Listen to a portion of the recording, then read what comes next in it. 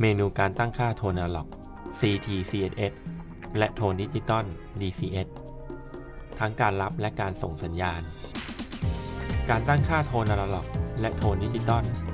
ส่วนมากจะตั้งเพื่อหนีสัญญาณรบกวน และต้องการคุยกันเฉพาะกลุ่ม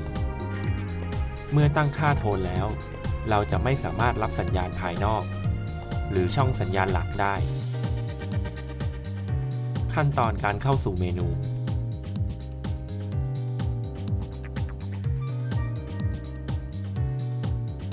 การตั้งค่า COFF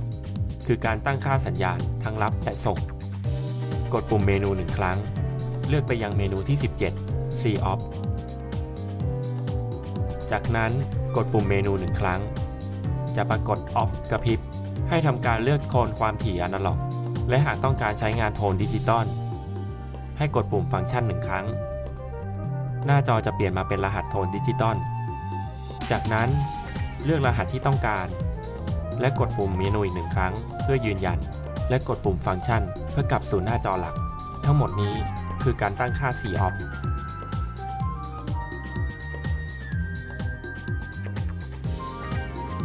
การตั้งค่า ROFF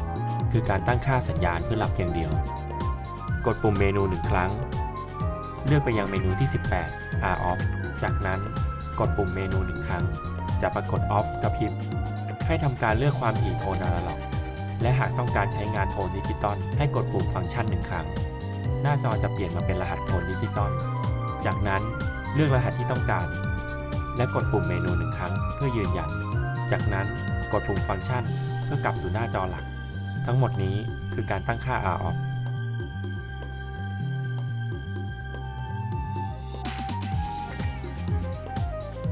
การตั้งค่า TOFF คือการตั้งค่าสัญญาณเพื่อส่งอย่างเดียวกดปุ่มเมนู1ครั้งเลือกไปยังเมนูที่19 TOFF จากนั้นกดปุ่มเมนู1ครั้งจะปรากฏ OFF กระพริบให้ทำการเลือกความถี่โทนอนาล็อกและหากต้องการใช้งานโทนดิจิตอลให้กดปุ่มฟังก์ชัน1ครั้งหน้าจอจะเปลี่ยนมาเป็นรหัสโทนดิจิตอลจากนั้นเลือกรหัสที่ต้องการ